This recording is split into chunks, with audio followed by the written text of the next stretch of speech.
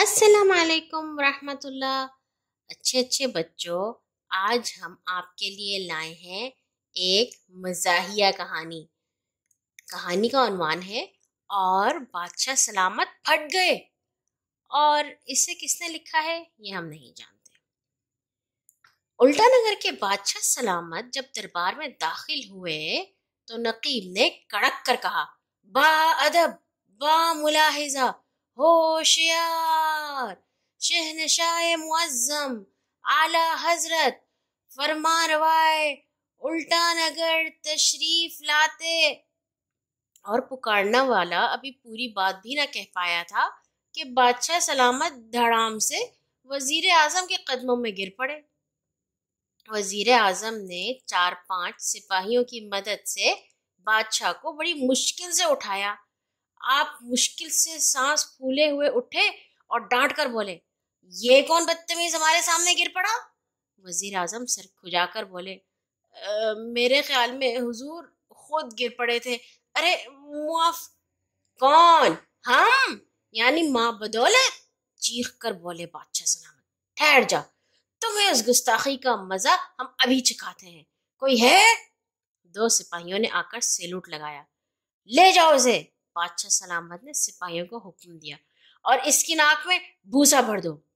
سپاہیوں نے کچھ دیر کی تو آپ نے اچھل کر فرمایا، میں کہتا ہوں لے جاؤ، اور پھر دھڑام سے نیچے گر پڑے۔ اصل میں بات یہ تھی کہ الٹا نگر کے بادشاہ سلامت اتنے موٹے تھے کہ بس بہت ہی موٹے تھے۔ ایک تو بے تحاشا موٹاپا، دوسرے آپ کی داہنی ٹانگ بائیں ٹانگ سے کچھ چھوٹی تھی، اس لیے بادشاہ سلامت کو ذرا سی بھی ٹھکر لگتی تو آپ بھت سے نیچے گر پڑتے اور فٹ بال کی طرح زمین پر لڑکتے پھرتے۔ اس وقت آپ کے سامنے کسی کا آ جانا مشکل ہو جاتا۔ گرنے کا سارا غصہ اس پر اتارتے، اور جب تک اس کی ناک میں بھوسا نہ بھروا دیتے تب تک چین نہ لیتے۔ چنانچہ کوئی درباری ایسا نہ تھا جس کی ناک میں بھوسا نہ بھرا گیا ہو، پورے خاندان کی ناک میں بھروا دیتے۔ اس لیے ملکہ نے محل کی ساری کرسیاں پلنگ لوہے کی بنوا دی تھی، لیکن اس پر بھی کبھی نہ کبھی ایک آدھ کرسی یا مسہری بادشاہ سلامت کے بوجھ سے ٹوٹ ہی جاتی۔ یہ دیکھ کر بعض آدمی تو سوچنے لگتے کہ حضور بادشاہ سلامت موٹے زیادہ ہیں یا بھاری۔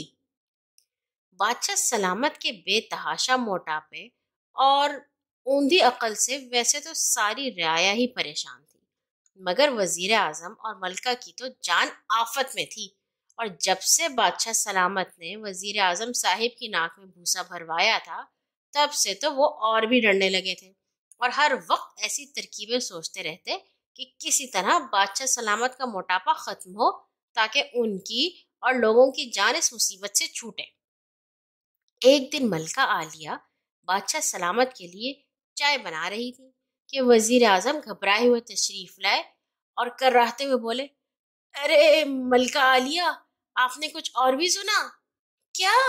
ملکہ ہڑبڑا کر اس زور سے اٹھی کہ چائے کی کیتلی چولہے پر سے گرتے گرتے بچی۔ کیا بتاؤں حضور؟ وزیر اعظم اپنا سر کھجا کر بولے، حضور بادشاہ سلامت نے تو لوگوں کی زندگیاں مشکل کر دی ہیں۔ کچھ کہو گے بھی کہ؟ ملکہ خفا ہونے لگی۔ کہوں کیا حضور؟ وزیر اعظم نے منہ بسور کر کہا، کسی نے حضور سے یہ کہہ دیا کہ شہر کے تمام بچے آپ کو موٹا شاہ کہتے ہیں، بس آپ نے فوج کو حکم دے دیا کہ سارے شہر کے بچوں کو پکڑ کر ان کی ناک میں بھی بھوسا بھر دے۔ یہ تو بڑی بری بات ہوئی، ملکہ نے ڈرتے ہوئے کہا، اس سے تو لوگ بے چین ہو جائیں گے۔ جی ہاں، اور کچھ عجیب نہیں کہ لوگ حکومت کے خلاف بغاوت کر دیں، وزیر اعظم صاحب بولے۔ بغاوت؟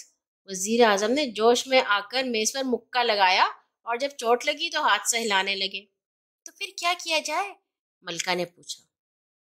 وزیر اعظم سوچ کر بولے، میرے خیال میں تو بادشاہ سلامت کے دبلا ہونے کی صرف ایک ہی صورت ہے، اور وہ یہ کہ آپ حضور کو روٹی ذرا کم دیا کریں۔ ملکہ غصے سے بولی، کیا تم یہ چاہتے ہو کہ بادشاہ سلامت میری بھی ناک میں بھوسا بھروا دے؟ ارے نہیں ملکہ عالیہ، وزیر اعظم چٹپٹا کر بولے، پھر ہمیں کوئی اور ہی ترکیب سوچنی پڑے گی۔ اتنے میں نوکر بھاگا ہوا آیا اور بولا हुजूर बादशाह सलामत फरमा रहे हैं चाय अभी तक नहीं आई। मलका जल्दी से बोली कहना शक्कर खत्म हो गई थी बाजार से मंगाई है अभी आती है। नौकर चला गया तो मलका वजीर आजम से बोली अब मेरा मुंह क्या तक रहे हो कुछ बोलो ना। वजीर आजम कुछ देर तो सोचते रहे फिर एकदम खुशी का नारा लगाया और बोले आहा मलका आलिया एक बड़ी अच्छी तरकीब दिमाग में आई है। शहर से कुछ दूर जो पहाड़ है उसमें एक बड़ा जबरदस्त जादूगर रहता है। अगर उससे मदद तलब की जाए तो शायद वो कोई ऐसी दवा या वजीफा दे दे जिससे बादशाह सलामत का मोटापा कम हो सके। मलका खुशी से बोली बस बस बिल्कुल ठीक तुम आज और अभी उसके पास चले जाओ। वजीर आजम ने मलका को सलाम किया और चले आए। अब ये भी कुछ इत्तेफाक था कि बादशाह सलामत जितने मोटे थे वजीर आजम साहिब इतने ही दुबले पतले थे। उन्होंने सोचा अगर मेरा भी दुबलापन दूर हो जाए और मैं जरा सा मोटा हो जाऊं तो क्या ही अच्छी बात हो। ये सोचकर खुशी से उछल पड़े और जादूगर को सारा हाल कह सुनाया। अच्छी बात है, जादूगर अपनी खौफनाक आंखें घुमाकर बोला, ये लो मोटा होने की दवा। अगर छिपकली भी खाए तो फूलकर हाथी हो जाए। और ये लो दुबला होने की दवा, अगर इसे हाथी भी खाए तो चूंटी बन जाए। वजीर आजम खुश खुश दोनों दवाएं लेकर चले आए, मगर आकर ये भूल गए कि मोटा होने की दवा कौन सी है और दुबला होने की कौन सी। भूले से बादशाह सलामत वाली दवा तो खुद चढ़ा गए, अपनी वाली बादशाह सलामत को दूध में मिलाकर पिला दी और नतीजे का इंतजार करने लगे। थोड़ी देर बाद उन्होंने देखा कि बादशाह सलामत का पेट फूल रहा है। घबराकर बोले, अरे हुजूर आपका पेट। बादशाह सलामत झल्लाकर बोले, मेरा पेट देख रहा है, अपने आप को तो देखो। वजीर आजम ने घबराकर अपने ऊपर नजर डाली तो ये देखकर वो परेशान हो गए कि वो और दुबले पतले होते जा रहे हैं। अब उन्हें अपनी गलती मालूम हुई, मगर अब क्या हो सकता था। कुछ देर बाद बादशाह सलामत तो फूल कर गुब्बारा हो गए और वजीर आजम सूख कर हड्डियों का ढांचा। और फिर इतने जोर का धमाका हुआ कि सारा शहर हिल गया। तमाम फौज उमरा और लोग दौड़ पड़े।